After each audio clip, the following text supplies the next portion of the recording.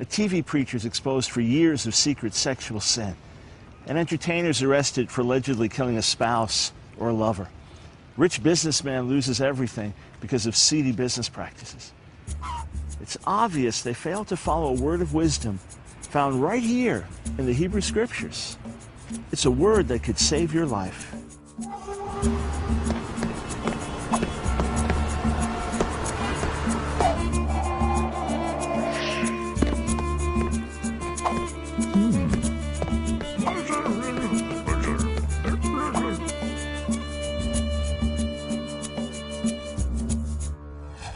Before I tell you about this life-saving Hebrew word, let me take you back to the story of Jacob and Esau, the twin sons of Isaac, spoken of here in the book of Genesis. Esau was born first, and that entitled him to the special rights enjoyed by a firstborn son in the ancient world. He held the birthright, and the birthright was worth more than gold, yet in a moment's time, he gave it all away. He had gone out hunting and came home famished, only to smell the pot of porridge that his brother Jacob was cooking. He said to Jacob, "Give me something to eat." But Jacob was a cunning man, and he said, "I'll give you some porridge in exchange for your birthright." That's like telling a thirsty man, "I'll give you a glass of cold water in exchange for your multi-million-dollar inheritance." Yet Esau did it. He gave it all away in a moment's time. He sold his birthright for a pot of porridge. I'm sorry to say, I know some people who've done even worse. So, do you think the Bible is relevant to contemporary issues? Yes, and in Isaiah 50, 10 and 11, it says if you don't follow the Word of God, you'll end up in torment. So, I believe that the Bible is a little outdated, that people should look at it and make their own views of that and use it as a basic template, not to live by word for word. You use sex as a way to find self-worth or something. Maybe finding self-worth through the Bible or through religion would be a better course for you than losing yourself through your own sexuality. It's time for a Hebrew lesson. Clear your throat and repeat after me. Acharit. Let's say it again. Acharit. Now let me make this clear. If you keep saying this word over and over again, it's not going to change your life. But if you learn the meaning of acharit and pay attention to it, it'll save you a lot of grief and pain and anguish. So let me explain. In the Hebrew language, lots of words that have to do with prepositions or orientation or direction are derived from parts of the body. So for example, the words for first or beginning come from the Hebrew word for head, because it's the head that comes first in the human body. So also in English, we can talk about being at the head of the class, meaning being first. Well, in Hebrew, we can talk about being at the head of the mountain, meaning the top of the mountain. Or some other examples. If I'm standing next to someone in Hebrew, I'm literally by the hand of that person. If I'm standing in front of them, I'm literally to the face of that person. Well, the word acharit is derived from a Hebrew word for back, and it literally means that which comes after effects, final consequences. Let me give you the principle. From a normal human vantage point, we can't see someone's back. We don't see that which comes after. So if I tore the back of my suit jacket and left some big gaping hole in it, you wouldn't know it if you only saw me from the front. I'd look fine. But the moment I came walking by and you saw my back, you'd say, "What happened to you? Moments ago I looked great. Now I look like a wreck." And that's the biblical principle. From our vantage point, we don't see that which comes after. We don't see the final consequences of a matter. We don't see the acharit. But in God's view, the acharit is always there. He sees the end from the beginning. And if we are to avoid personal disaster, it's crucial that we must gain his perspective. We've got to see the acharit. So much of our culture is based on the exact opposite principle. It says, feed your flesh, obey your thirst, do what feels good now. Don't even think about the after effects. Come on, you need it. You only live once, baby. God's word says, remember the acharit. That's what really matters. It's the final score that counts. And when it comes to our own lives, we're not playing a game. We could make choices today that'll haunt us forever. You know, you could give into a sexual lust for a moment of pleasure and forfeit your job or reputation or marriage or family or maybe even your own life. Let's learn the lesson of the acharit. How many things have you done in life only to look back later and shake your head in disgust and say, it wasn't worth it? Sexual temptation would be powerful because it deals more with the body and not the mind. It's just because that's what people were made for.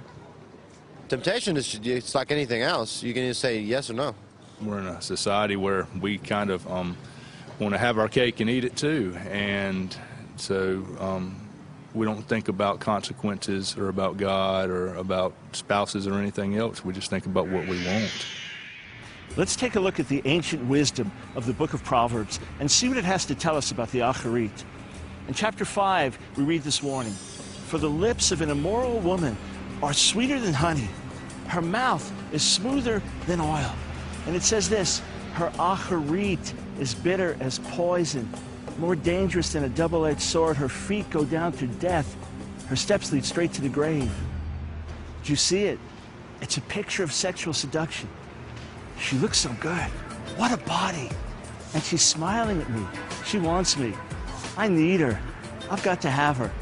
Just this one time, and I'll be satisfied.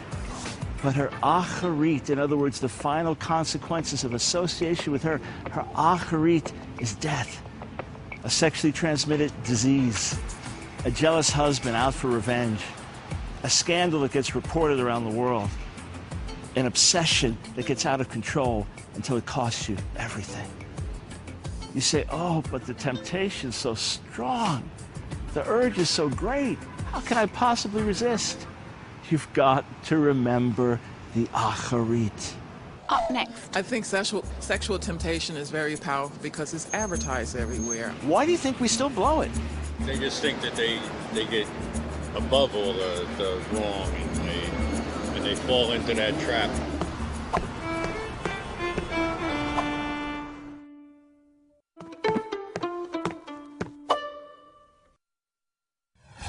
Most of us have held a fish hook in our hands, and I'm glad I'm not a fish. That hook is really sharp, and once the fish bites into it, it's as good as dead. So why does the fish take that fatal bite? Does it have a death wish? Is it suicidal? Of course not. It's lured in by the bait. How tempting. How tasty. Chomp. And then it's over. All for one bite. The fact is, though, we're often the ones getting hooked. A Puritan leader once said, Satan gives Adam an apple and takes away paradise. Therefore, in all temptations, let us consider not what he offers, but what we shall lose. I'll say it again, though. Our culture is based on the exact opposite principles. The advertising world sure knows how to fish, cooking up some good-looking bait to lure us in. Sometimes the bait is food itself. What a delicious-looking meal. Come on, splurge. Hey, you deserve it. 6 months later, when you're bursting out of your clothes, you say to yourself, I can't believe I've been pigging out like this. What was I thinking? Certainly weren't thinking about the acharit. Or maybe you're surfing the net. Boy, those sexual images are everywhere. Why not have some fun? After all, you're not hurting anybody. So you enter your first porno website, little knowing that 2 years later, you'll be a hopeless sex addict. And that's why the Bible warns us over and over again, before you start down that path, consider the acharit.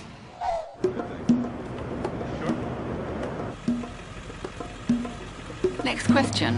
Why do you think sexual temptation is so powerful?